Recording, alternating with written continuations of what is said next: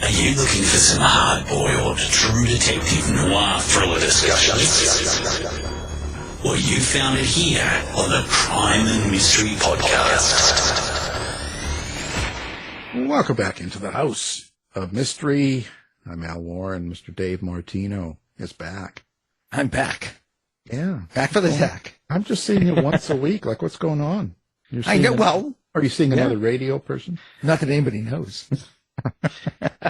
I'm under an assumed name. No. That's what I thought. Yeah. Speaking of that, have you watched that Netflix movie that's getting all the attention now, or series, that reindeer one? No. The one, all the controversy, and now I guess the woman that supposed to be based on a true story, and the one character that's in it, the female and the main character, has come out saying that it was all lies. Oh, really? Yeah, she was on Pierce Morgan, my buddy Pierce. I like Pierce. And he got that one. And anyway, so it's just kind of weird. Said she'd never been arrested and never been to jail or any of that stuff. And there you go. Yeah. See, you're doing something new every day. Yeah. Not that you care, but it's just. Of course I care. Yeah, you care. Yeah. I know how much you care. You care about your cat, and that's about it. Right? That's it. Hollywood's an interesting place. So. Oh, yes. Well, I see where you're leading this to. Yeah. Nice segue. Well, I was trying to, but you're not helping here. You're fighting against me. I don't know. Yes. It's crazy. Like the ocean. Yeah, like the ocean. The tide is out. Well, listen, so we're going to talk Starstruck. And it's not people meeting me, which they always are, but it's a Hollywood mystery, and it's book 2 of a mystery series. And we've got Marjorie McCown. So thank you for being here, Marjorie. Oh, thank you for having me. I'm excited to talk to you today. Well, Marjorie, what's going on here? You've got a Hollywood mystery, and this is book 2. So let's start out. What's the premise of the Hollywood mystery, the whole series? Okay. Well, I'm a former costume designer and costumer for feature films, and the Hollywood Mystery Series is set behind the scenes of movies in production, of the entire movie industry, with the main character who is, spoiler alert, a key costumer for films. So my inspiration behind the books was really to take readers on an insider's guided tour, kind of, into the everyday working world of movies and production, as opposed to what they see on the red carpet, which is what most people know about, and to sort of shine a light on the crew and all the different jobs that go into hundreds of different jobs by highly trained people, utilizing all kinds of talents and skills that, are just part of the movie making process. So Final Cut, the first book in the series, Joey stumbles over the body of a murdered coworker on the beach in Malibu where they're shooting a new superhero movie. And she immediately becomes a suspect because not only did she find the body, but the victim was seeing her ex. So she's drawn into the murder investigation because she's under the spotlight by the police and social media. She's being abused from every corner, and she is a problem solver. That's what she does. That's part of her skill set, is problem solving. And so she digs into the investigation out of self-interest to try and clear her name and save her career, and ultimately ends up saving her own life. And then in Starstruck, book number 2, Joey's working on a movie with 2 of the biggest box office stars in the world. Although the leading lady, Gillian, is known more for her lifestyle brand than her acting. And then after a fatal traffic accident near the movie set in downtown Los Angeles, Joey realizes that the car involved belongs to Gillian. And she starts to wonder if the actress has more to hide than her Botox appointments. So that's kind of the setup for the series and the two books so far in the series. Right. Kind of sounds like Dave there and his Botox. Yeah. he's pretty regular at all that, I don't know. I'm having that done right now. Yeah. That's multitasking. Yes. Yeah. He's got a membership. They do something every day. Yeah. Cheeks, forehead, lips, You know, it's kind of crazy. Yeah, punch a card, and after 10 trips, you get one for free. Yeah. Exactly. I won't tell you where they get that injection, but that's, you know, could be trouble. That kicked me off. So how do you get the ideas about this? Like, because it's a mystery. It's kind of cozy, so it's not a violent murder, but it's still a mystery, and they come across a body and stuff. Did you have real experiences in your career with the movie sets and stuff, where did they turn up dead and stuff like that? You know,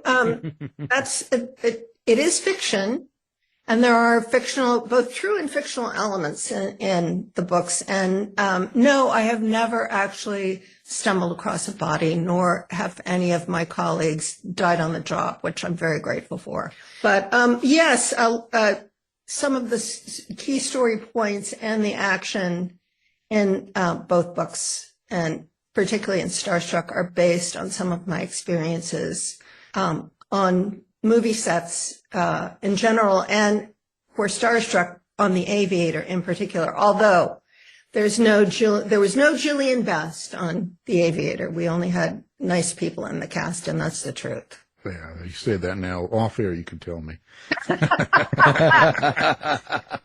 You know, I mean, I want to hear some gossip here. So your main character, Joey Jessop, right? Mm-hmm. Because it's the same job that you were doing and stuff like that, I can see you have a lot of insight in that. But who is Joey Jessop to you? Like, how do you relate to that character? Is it, what kind of relationship do you have?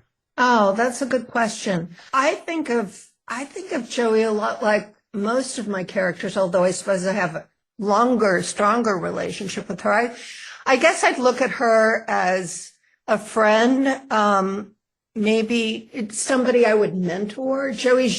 Although Joey and I do share a skill set, she's quite a bit younger than I am, and she would be someone I would mentor in the industry. Especially in the costume community, there's a very strong commitment to mentoring other people coming up, because there's really no way to learn how to do any element of a feature film, in my opinion, but certainly not costumes for a feature film. You can't learn that at a desk or in a classroom. There's no way to learn it except on the job. So there's a very strong tune of mentoring. No cat fighting or any of that stuff? There's in anything involving human beings, there's always going to be elements of competition and a disagreement, certainly, and especially, people even working behind the scenes in films, they're all type A personalities and have very strong opinions and a lot of drive. I think in some ways you almost have to be an adrenaline junkie to work on feature films effectively. But that doesn't mean that they're combative. And it's a job. Making a movie is a team effort. It's certainly the epitome of collaboration when it works well, which it almost never does perfectly, but you can't do it without the people on your team. And, I know that sounds a little rah-rah, but it's absolutely true. No one person can put together a movie with 100 speaking parts and 10,000 background without help from somebody else. So, it's in your best interest to work well with others. Well, that begs the question, what's a typical day like on set? If there is a typical day. There is no typical day. That's part of what I really loved about film, is that, first of all, every movie is its own separate world. Every movie company is a unique community with its own set of relationships and whatever's going on. And the movie itself, it depends on whether it's contemporary, period, fantasy, where it's shooting. Is it shooting mainly on stage? Is it shooting on the streets of Los Angeles? Are you going to South Carolina or Atlanta or Vancouver? Or are you going to Budapest to shoot? So every day is different. And that makes it interesting. And it's also very challenging, because film is, I think, probably one of the most fluid working situations you can encounter, because literally anything can happen and change at any time, and often does. When we were shooting Forrest Gump in South Carolina, I remember one day we got 75 new pages of the screenplay that came through the fax machine, which doesn't mean that the entire screenplay changes. Screenplay is about 125 pages generally. It doesn't mean that the entire screenplay changed that day, but on each of those 75 pages, there was a change we needed to pay attention to and collate and check with the rest of our script and our costume breakdown and our shooting schedule and make sure that everything we'd prepped was still correct and that we weren't missing something we needed to do that we had no idea had just come through on those pages. So that's just one example of what can happen. And I suppose the typical day, if you're going to have a typical day, is you show up at the trailer, which even if you're working on the studio lot at someplace like Paramount, you're going to have your trailer that travels with you because at some point on a big movie, it's going to have to go someplace else. So you have your mobile headquarters that are always there with all the costumes for the principal characters, the speaking parts on one trailer. And then you always travel with a stock of costumes that you can put on background players or get into if you need to, quick for something that's come up. And so you get there, you have your call sheet, which tells you who's working that day and what's going to be shot that day, which you've already prepped because you know from the shooting schedule that that's what's going to be on the call sheet today. You get everybody dressed, you get all the rooms set for the actors with what they're going to wear that day. The principal costumers do that. And then you start getting the background dressed. Whatever that is, if you have background that day, you almost always have background, and it just is a matter. If you have a few pedestrians walking on the street, for example, or if you have a horde of Mongols that you have to put in leather armor. I mean, it just depends on what you're doing. And then you get everybody dressed and you get ready for the first shot, and then you get into your day. And the people like that are on the design team for the costume department, which is the costume designer, assistant costume designer, key costumer, will start the day on set, make sure everything is ready for the first shot. And as long as there isn't something big being established, which means being shot for the first time later in the day, then they'll split off and go back to the department and start getting ready for everything else that's coming up on the schedule, because there is no time to get an entire movie prepped in pre-production. I don't care if you've got 6 months, whatever the time is, it's never enough to prep everything, especially if you don't get casting in a timely way, which is a whole different story. But so they'll go off to prep whatever's coming up to fit whoever needs to be fit for what's coming up. You try and work at least 2 weeks ahead of the shooting schedule. You don't always succeed, but that's always the goal. I don't know if that answers the question, but. So the person that's found dead, who are they really in your life? We want some names and maybe a phone number, and we'll call them and get them on the line and see if you guys can hash it out here. Like, who did you kill off in this? In Starstruck? Yeah. Well, because you always have to kill some. I mean, it's a murder mystery, right? Somebody has to die. In Starstruck, there are actually two people who end up, unfortunately dead in an untimely way. One is an accident victim whom Joey, and it's nobody I know. Although, no, it's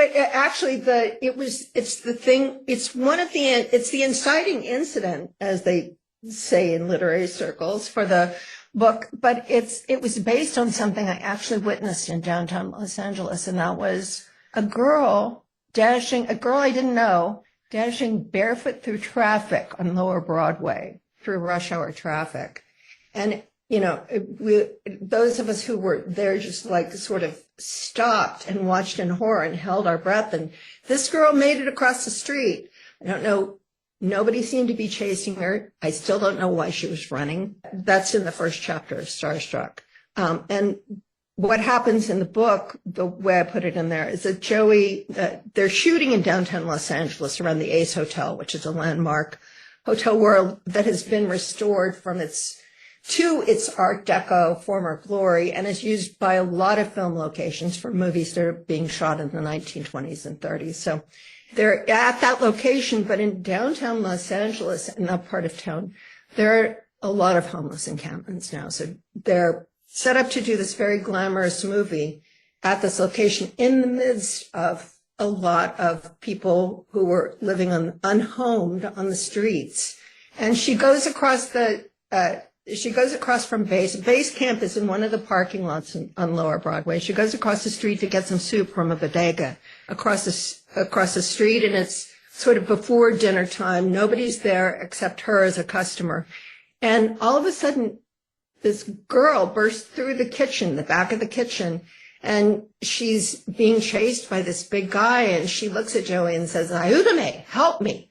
And Joey's like, "Oh my God." The guy grabs her and drags her back through the door. And Joey says, "Wait, you can't stop him." And the owner of the bodega grabs a sawed-off baseball bat off the counter behind him, and he says, "Get out of here." And she does.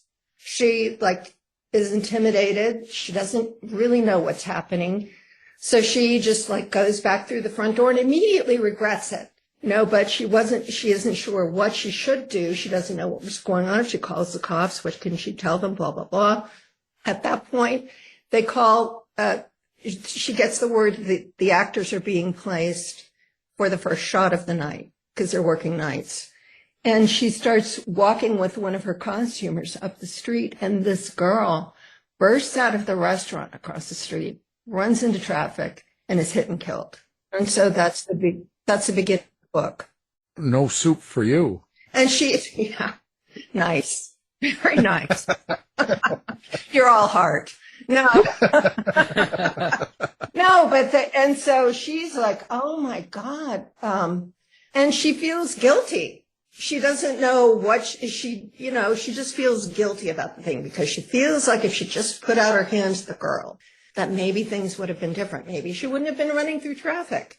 And then the accident, of course, messes up all their shooting because there's this huge, lights and emergency vehicles and investigation, right down the street. And they're doing some exterior shots as well, or we're supposed to, until all the emergency vehicles show up for this accident investigation.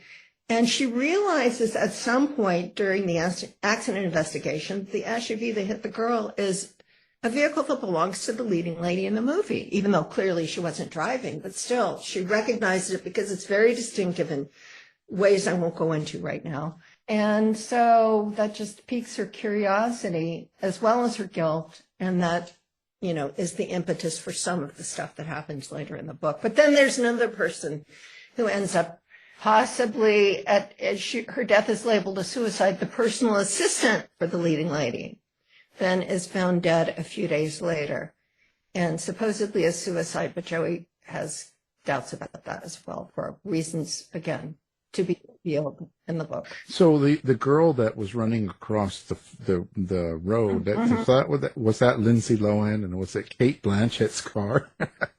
I would never do that to Cate Blanchett. I love Cate Blanchett beyond lovely lady. Lovely lady. I've worked with her twice. She is salt of the earth people, and she's a brilliant actress and one of the most collaborative stars I've ever worked with. So I cannot say anything but great words about the great Cate Blanchett. Yeah, she's great. Doesn't mean she was driving, but was it Lindsay Lohan that was running across the road? See, Lindsay Lohan, that's a perfect cast. Lindsay Lohan, is she even in Hollywood anymore? No, I don't know, because the last I heard she was over in she was in the Arab country, UA, and she opened up a bar with a guy she met. Oh dear. Doesn't that sound fun? And then all of a sudden. And what a location for that. Yeah, but then all of a sudden she's now back in America. So I don't know what happened. No, she's that's why she'd be perfect in that role.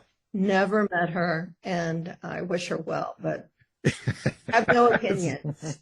No, of course not. That's me. I'm causing trouble. Yeah, you are. I think that's your job, though, right? That's my job.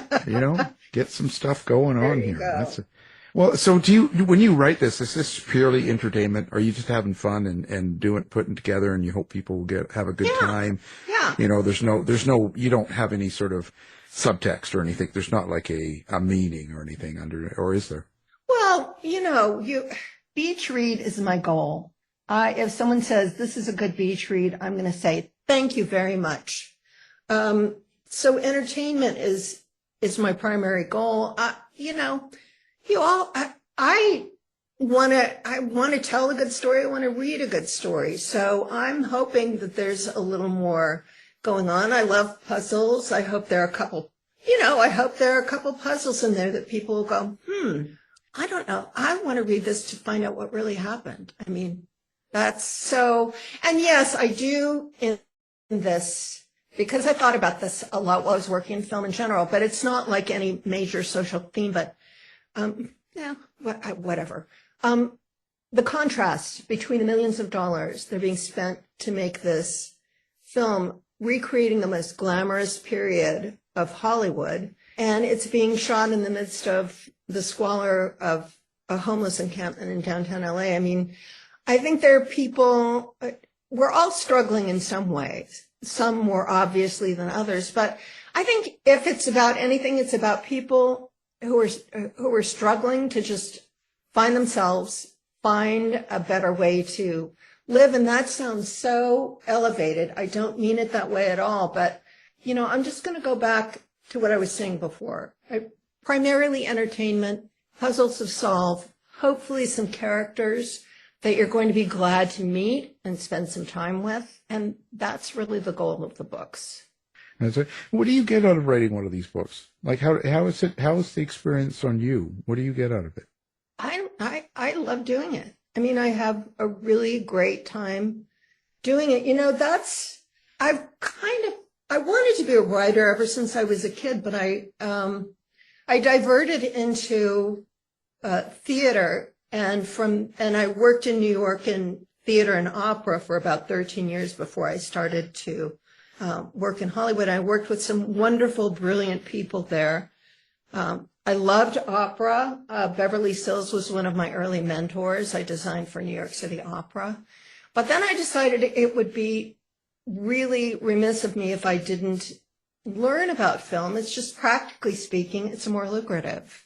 And so I came out to Los Angeles and I brought my portfolio, wrote to 5 designers who had theatrical backgrounds and I thought might be open to listening to my experience. Just said, I'm here in town. I want to learn about film. Would you talk to me? And one of them was Ruth Myers, and she was about to start principal photography on the first Addams Family. So I went over to Hollywood Center Studios to meet with her. She looked at my portfolio and she said, well, can you start tomorrow? And so 2 weeks after I got out here, and she and Albert Wolski, who is like an iconic American theatrical and costume designer, he won an Oscar for All That Jazz. And they went to the union and they said, here's a woman that we'd like to work with. And she is already a member of the unions back in the East, United Scenic Artists and the Wardrobe Union in New York. And so the 2 weeks I was in the union, I was working on the Addams Family, and I took it as a sign, and I worked for the next 27 years in film and really came to like it very, very much. And so you asked me about the books. What I like about costume design that it's really about storytelling. That's what makes it different from fashion design. Fashion is all about satisfying the taste of the marketplace and figuring out what women are going to want to wear next spring. And I don't care about that at all.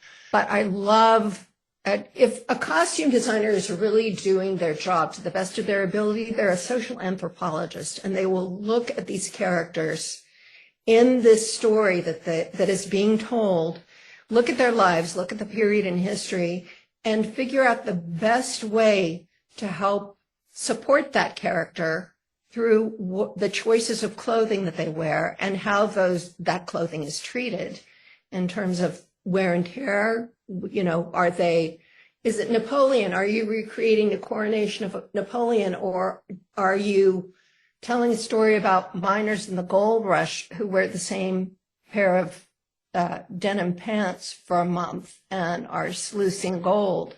So all of those things come into the job. And that's what makes costume design interesting to me, is because you're part of the storytelling process. And so that's what makes the transition to writing feel seamless to me, because I'm telling a story in a different way. And honestly, my design and writing processes start out very similarly, because for design, we always start out with research boards, the images that we collage together that provide historical background or just some kind of inspiration about the story, about the world of the movie that we're designing, and also the specific characters that we're trying to bring to life. And when we were doing The Curious Case of Benjamin Button, we had our entire design office papered, literally papered all over with these walls of research boards. And every time Brad Pitt would come in for his fitting, he would come 15 minutes early so he could stand and look at what we had newly posted, or just look at something different and on our design boards in the costume office. He called it the laboratory. When I'm writing, I start out the same way. I start out with inspiration boards of images that I collage together that resonate for me in some way, that either something about the environment I'm trying to create in the story, or the characters, or something that I feel will help me develop my ideas into a cohesive piece of work. I use those design boards for inspiration throughout the writing process, and I am a big outliner, so at some point I do have to put words on paper if I'm writing. So I start with a big, long outline that's pretty detailed, although as you do in film, I'll deviate from it if it seems like the story is taking me someplace else. And I use that outline almost like a roadmap, almost like the daily shot list for camera setups on a movie. And the whole time I'm writing the book, I have the movie version playing in my head, because I have learned that if I can't visualize a scene in granular detail, I can't write it. Well, speaking of design boards, Ah. Is that the way you also keep track of your continuity in the series, or do you have another system? Yeah, system. That would be a generous adjective. I don't really have a system. I have files that I keep. I do, especially for all the main characters, I've written their biographies, and then I'll start files for them that are images. Like Joey lives in a trailer park in Malibu on the beach. And so I have her trailer park and the place she lives, in a file along with her biography.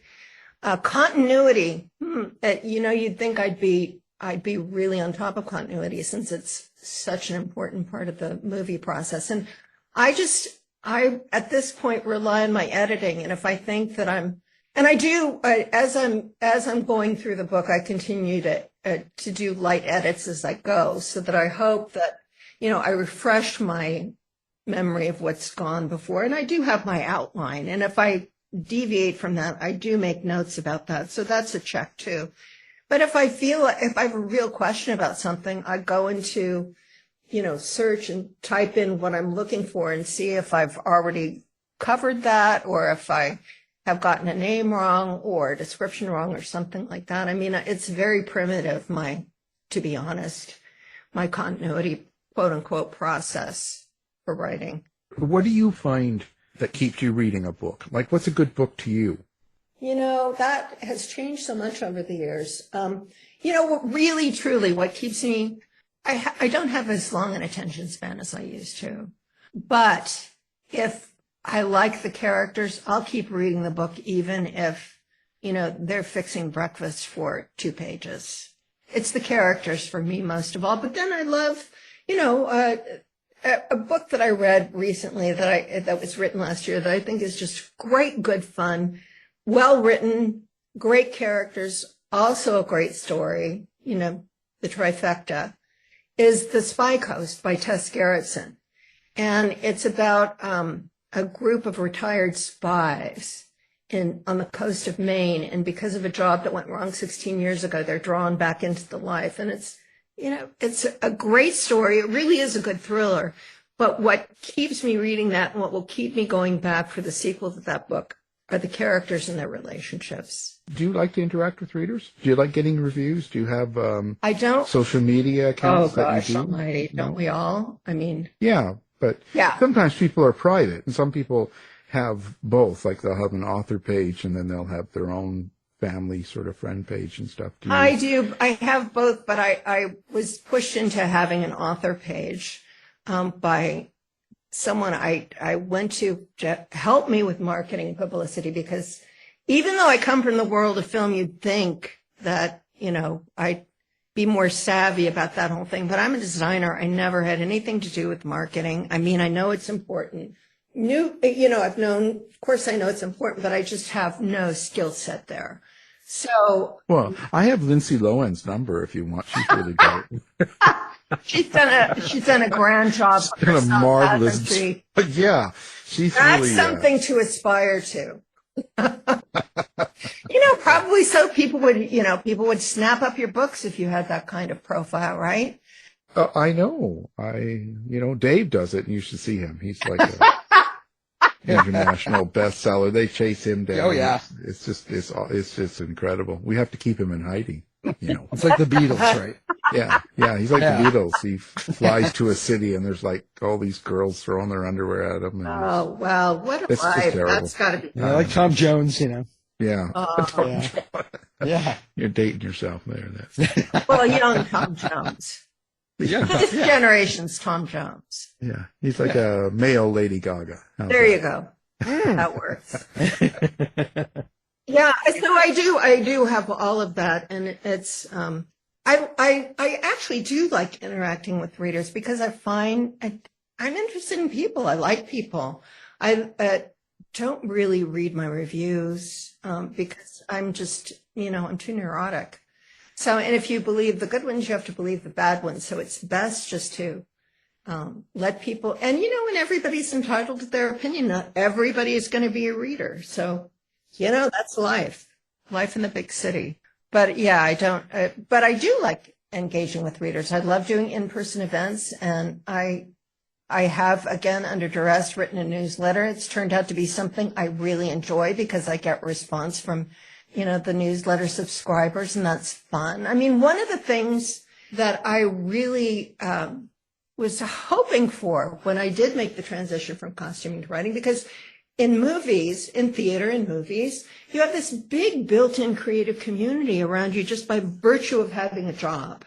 Just by going to work every day, you have creative community surrounding you at all times. And so I really hoped to find a way to become part of a new creative community when I got into writing. But, since it is, you sit at the computer and with your imaginary characters, and, if you don't want to interact with people, you certainly don't have to. But I like the opportunity to talk to other people about books, about their, I like talking to other authors. I like supporting other authors about their work. I mean, that's part of what makes it fun, is to engage with other people, although not some, like the dinner at Left Coast Crime. I was really glad to sit next to you and visit with you. That's not the kind of thing I'm talking about. It's like, authentic conversations with people. Unlike with me. Oh, not that. No. That's right. That's why I was pulling that out of the entire experience, because I did enjoy that conversation that we had where we talked about your 19-year-old Jack Russells. I mean, that's the kind of thing I like. Well, so listen, in this series, did you already know ahead of time how many books you were going to do, or where you're going to go with this? Do you kind of have that, or you don't have it all mapped out? No, I do have a big long outline sitting, waiting for the third, with the working title of Shot List. No, I don't, because, well, for a number of reasons. Not all of the decision is going to be up to me about how many books, certainly. All I've ever done is costumes. From the time I graduated from college until I retired from film in 2017, I never had any other job.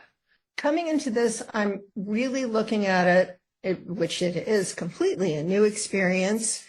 and an opportunity to learn and meet lots of new people, learn. Oh my gosh, I still have so much to learn. I didn't realize what a steep learning curve I have, but, and it's a new adventure, and I'm trying to embrace part of it because I am kind of a control freak in lots of ways. And, that served me well in my other career. It's good to be a control freak when you have a million literally details to take care of in preparing a big movie, the costumes for a big movie. I'm trying to look at this differently and be just a little bit open-minded about, letting the universe have some say in what, not like I have the choice anyway, but embracing that concept that, I don't know what's going to happen. And maybe that's okay for a while.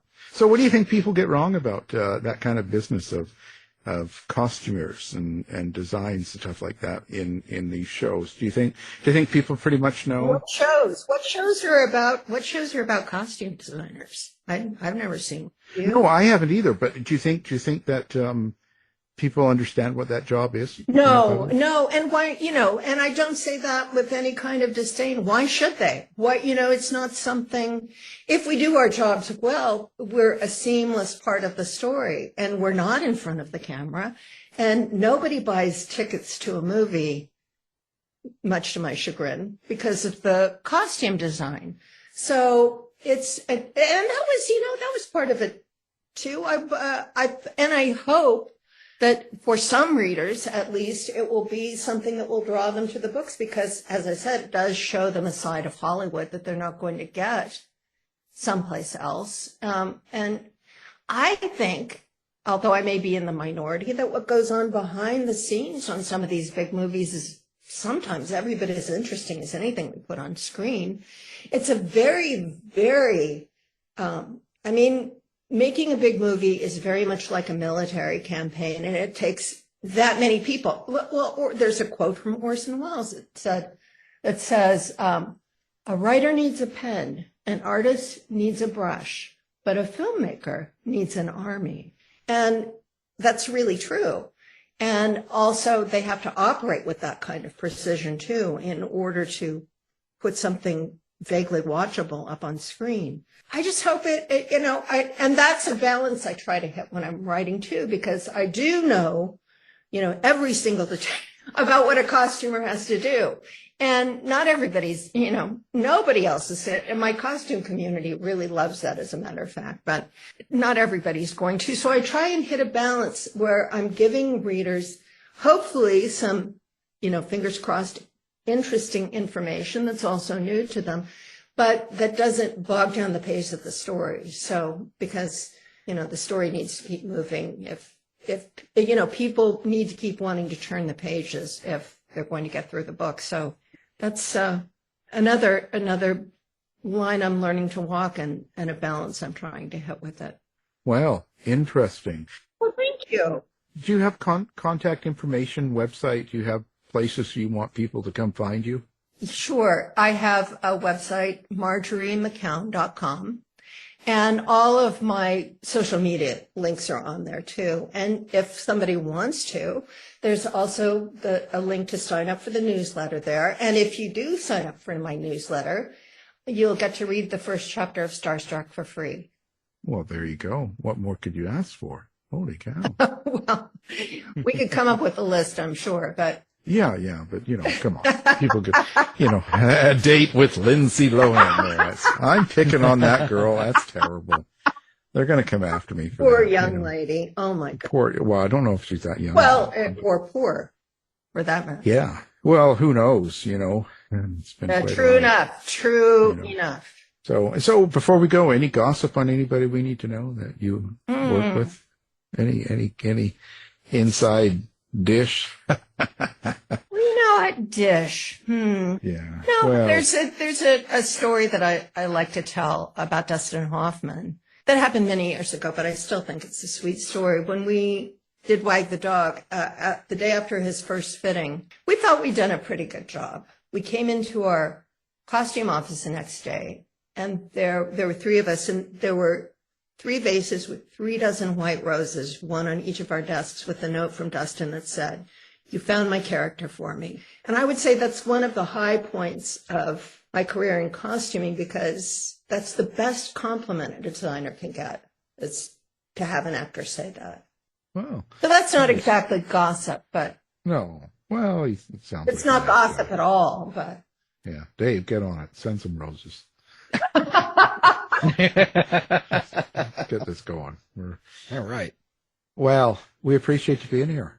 Oh, aren't you kind?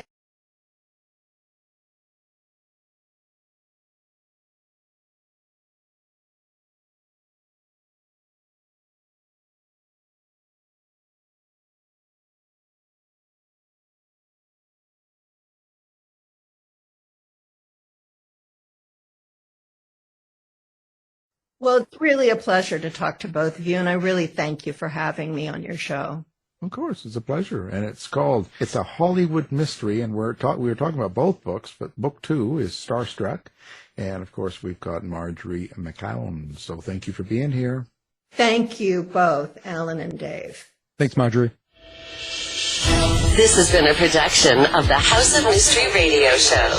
To find out more about our show, guests, or hosts, go to our website at houseofmysteryradio.com.